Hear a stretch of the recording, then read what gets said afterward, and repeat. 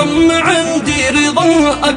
اش ما قلت يا عمي جاك وتطلب عيوني فداك، ما تغلى عليك العيون نسبتكم ولا افخر بها، واتشرف على وصلها وسط العين باشلها واغمض عليها الجفون. لو دم الوريد شرطكم لا قطع وريدي لكم، ما يغلى أبد عنكم يفداكم وانا اجلس بدون حب النسبة الصادقة تغرس بالقلوب الثقة، وعياني بكم واثقة بكم ما تخيب الظنون. يا عم جبر طبعك ذهب وانا ابني لك وانت اب، بحطك بوسط الهدم واللي بتقرر يكون. انت الاب في هيبتك وانا ابنك وهذه ابنتك، ما نخلف ابد كلمتك